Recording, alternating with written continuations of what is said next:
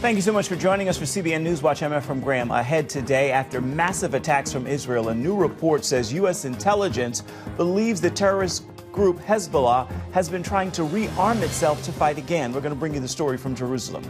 Israel has also decimated Hamas so badly it may be ready for a deal to release the hostages after President-elect Donald Trump's threats earlier in the week. Here at home, the Supreme Court hearing a landmark case at issue. Do states have the right to ban transgender surgeries for minors? And how pro-lifers in Missouri are moving to take action after a recent move on abortion rights. All those stories and more ahead right now on CBN NewsWatch. This is CBN NewsWatch. I want to begin this busy Thursday in the Middle East, where Hezbollah forces have been significantly worn down by multiple attacks from Israel. But now, Hezbollah will likely try to rebuild its forces and stockpiles of weapons. That report is coming from Reuters, which says U.S. intelligence agencies believe Hezbollah had started to recruit new fighters, find ways to rearm even during the war with Israel in recent weeks. But Israel has also been trying to weaken Hezbollah's ability to rebuild itself. And meanwhile, in Gaza, Hamas has been so decimated, it may be ready for a hostage deal. Paul Strand brings us the story. He's reporting from Jerusalem. U.S. intelligence says Hezbollah is recruiting more fighters and looking for more weapons. Reports indicate the terror group aims to rebuild and continue its fight far into the future, despite Israel destroying more than half its weapons and killing thousands of its fighters. The ceasefire specifically forbids the terror group from rearming, a main concern for Israel in the negotiations. As for Hamas in Gaza, Israel's defense minister says the IDF's degradation of Hezbollah and successful strikes against Iran have isolated the terror group, increasing the odds it will do a hostage deal. Both the places of deterrence of Iran and what's happening in Lebanon, and in all places, the intensity of the pressure of this monstrous organization called Hamas is increasing, and there's a chance that this time we will really be able to advance a hostage deal. The Israeli government reportedly has submitted a new ceasefire proposal. Meanwhile, President-elect Trump, who is said to want a deal before he takes office, has appointed Adam Bowler, one of the negotiators of the Abraham Accords, as a special envoy for hostage affairs. The IDF says it's recovered the body of another hostage, Itai Svirsky. Itai was kidnapped from his parents' home in Kibbutz Be'eri on October 7th. His parents were murdered by Hamas terrorists. Itai was kidnapped alive. In January, we announced he was murdered, and together with him, Yossi Sharabi was killed. In the U.S. Capitol, New York lawmakers honored Omer Neutra. The native New Yorker was an Israeli-American serving in the IDF who was captured on October 7th and now determined to have been killed that day. Omer, serving as a tank commander, was among the first to respond to Hamas's brutal attack, risking his life to protect others. Tragically, as we learned this weekend, his life was taken during this horrific massacre. And on this day of pure evil, Omer Neutra lost his life commanding his tank platoon in defense of Israel against these barbaric Hamas terrorists. I now ask that all members join me for a brief moment of silence in honor of Omer Neutra. Paul Strand, CBN News, Jerusalem. President-elect Donald Trump issued a clear warning to Hamas this week to set hostages free. Like Ronald Reagan before him, might Trump's inauguration coincide with the release of American hostages is the question. Appearing on this week's episode of The Global Lane, Jewish News Syndicate senior contributing editor Ruthie Blum suggests Trump's recent threat to Hamas could help secure their release. I can say one thing. First of all, it was an excellent statement. It's one that President Biden should have made on day one of the war. This is outrageous. And it's not just because there were hostages with American citizenship in Gaza, in the dungeons of Hamas, but because the United States is supposed to be the greatest superpower in the world, in the free world, and it should exercise that power. And rather than doing that, Biden has spent the last 14 months saying, well, negotiate, we'll talk about it, and putting pressure on Israel. Well, we saw with the Iranian hostages back in 1980, 1981, Jimmy Carter, and then they were released when Ronald Reagan came into office. Do you think we'll see that this time with Donald Trump? I certainly hope so. But even if we don't in exactly the same way, we will definitely see some kind of movement. The fact is, there are rumors that Israel is sending a delegation to Cairo. They're not confirmed yet. Again, to engage in talks. But this time, it's with President Trump's proverbial sword hanging over their heads. And that makes a huge difference. Well, so is a ceasefire with Hamas the way to proceed? How likely is that to happen?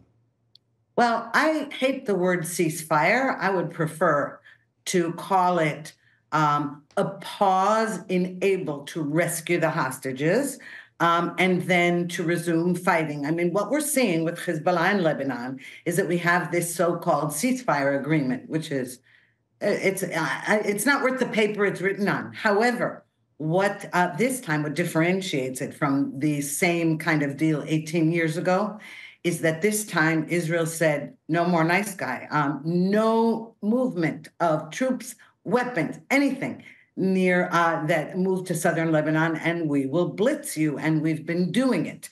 So this really is a pause in order to see if they honor the ceasefire, if we can take control, if Israeli residents can move back to their homes. And if not, we'll have to resume the war. I say the same thing about Gaza, because there is no way that the war in Gaza can be ended and leave Hamas in power. No way. Well, you mentioned the North. Hezbollah is violating the ceasefire in Lebanon. So what must be done to get them to comply to the terms?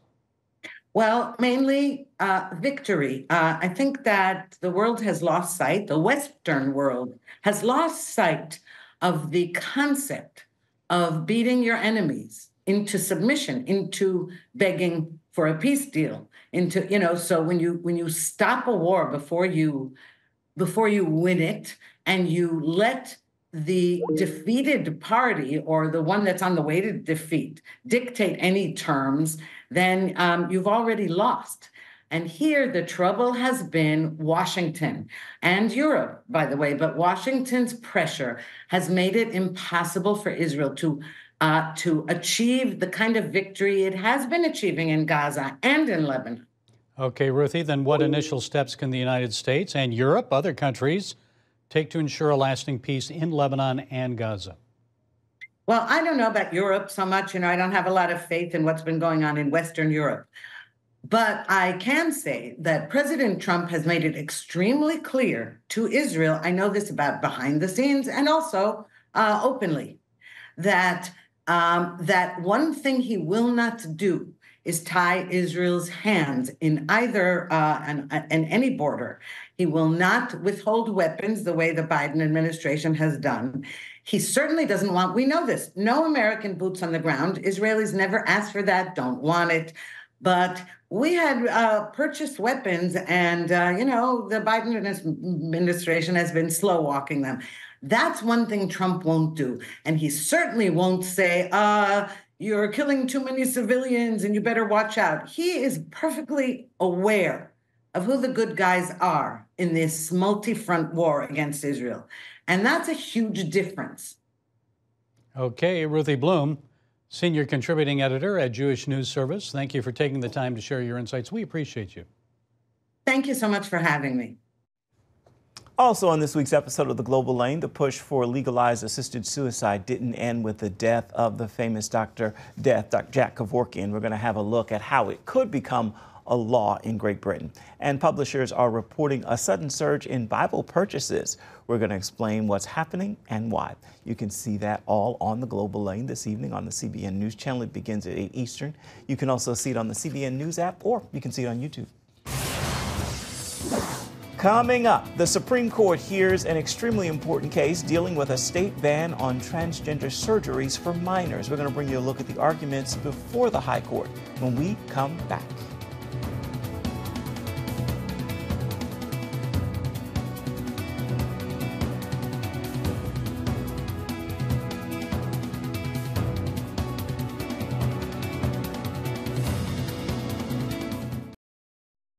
Introducing a brand new way to start your morning, the CBN News Quick Start Podcast.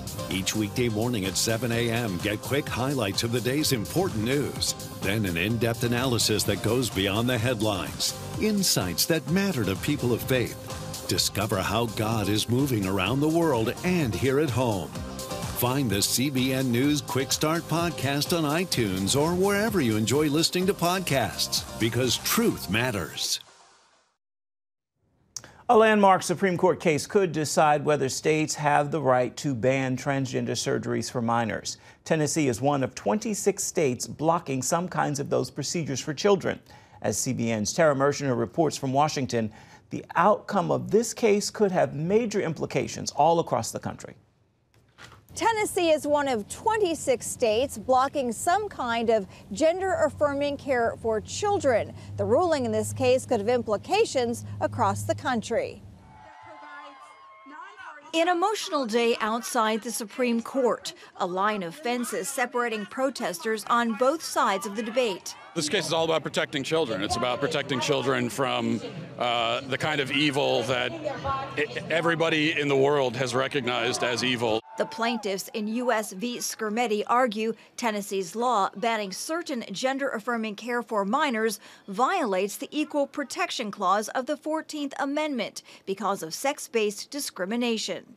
It's not very comfortable being trapped in, because it just doesn't feel like you. In contrast, Tennessee lawmakers who passed the law argue that it's necessary to protect children from potential long-term harm of irreversible medical treatments. In Tennessee, we think this is a risky procedure. Wednesday's oral arguments mark the first time the High Court has directly considered a state law regarding transgender people. This case is about access to medications that have been safely prescribed for decades to treat many conditions, including gender dysphoria.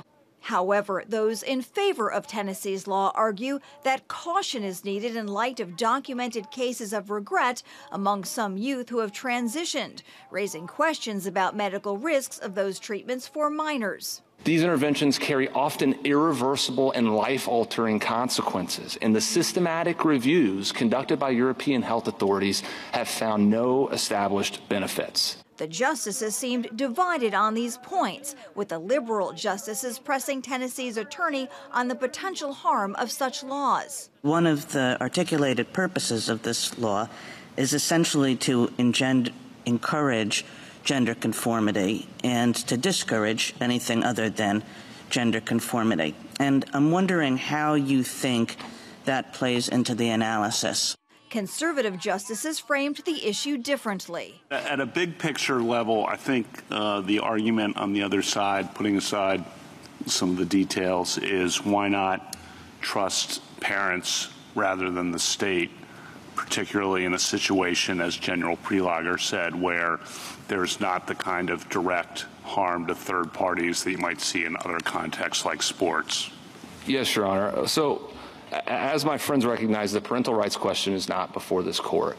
Conservative Justice Clarence Thomas argued the law wasn't an outright ban, but rather focused on the age of the patients seeking treatment. So why isn't this simply a case of age classification when it comes to these treatments, as opposed to a ban, as you suggested in your opening statement? Chief Justice Roberts questioned whether the court is the best body to make decisions on evolving medical issues. The ruling will, of course, be watched closely by both sides and is expected by June. At the Supreme Court, I'm Tara Mergener, CBN News. And still ahead, babies are going to start dying again. That is what pro-lifers are saying about Missouri's new law. After the first state in the nation to ban abortion has now reversed course, we're going to have a look at what's being done to change Missouri's constitution. We've got the story for you coming up right after this.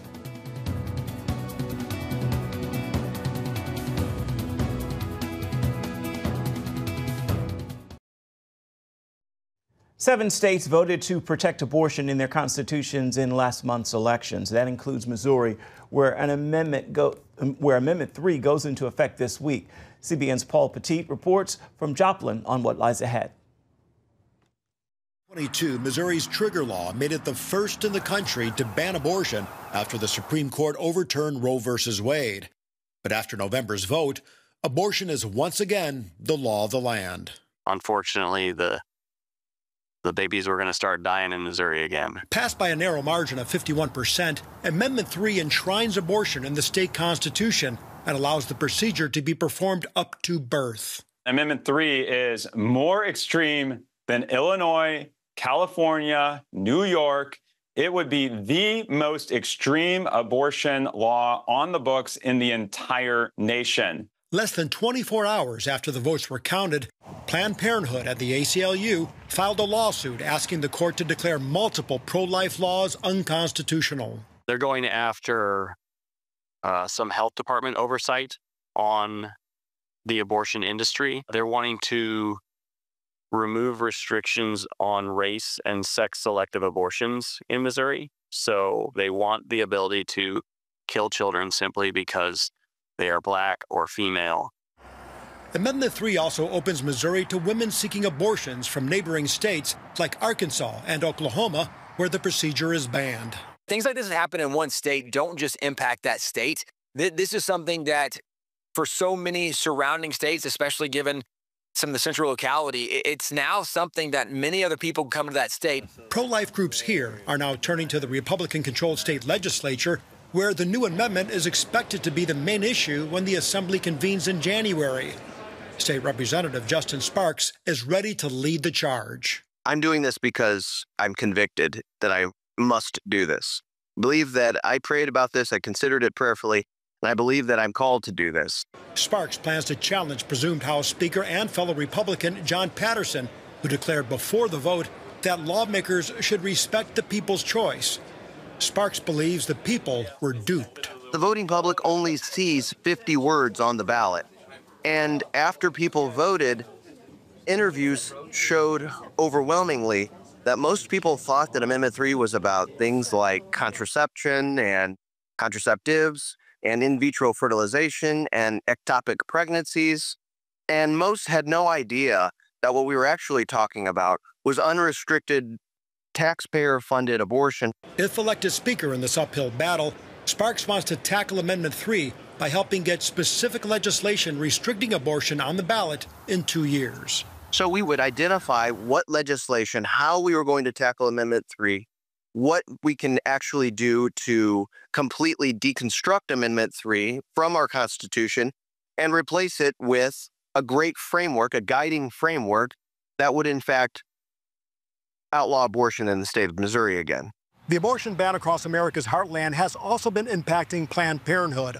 According to the St. Louis Business Journal, this Joplin, Missouri clinic was set to close January 1st, along with 2 more facilities in St. Louis. But now that Amendment 3 is passed, all that could change. They would invest in those clinics because not only would Amendment 3 provide abortions to start back up again, physical abortions back up in Missouri again, but without any restriction. So any injury or death that occurs from an abortion, that provider is now free from liability. And when you talk about removing liability, a place like Planned Parenthood sees huge dollar signs because now they will no longer be under the threat or possibility of being sued for malpractice. The new amendment still faces a legal fight as a number of state lawmakers and elected officials are looking for ways to overturn it.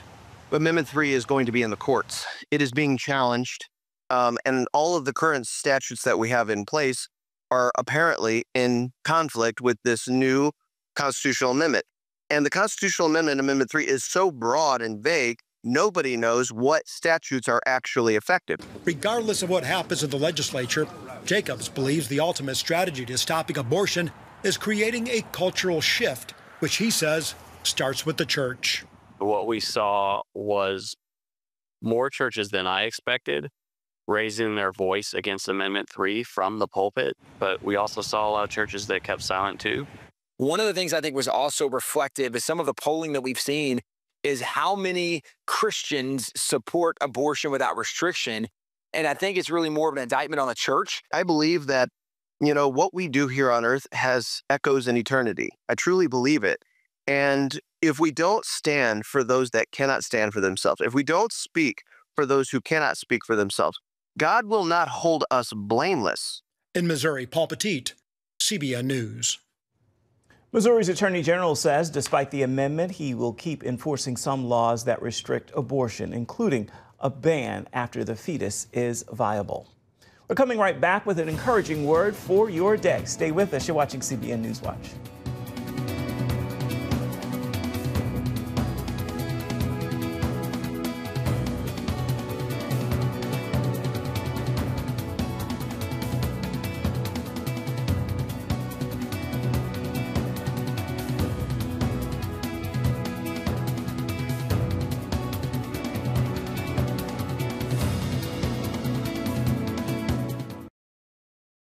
Download the CBN News app, 24/7 news from a Christian perspective at home or on the road. One place for all of your news. Breaking news alerts.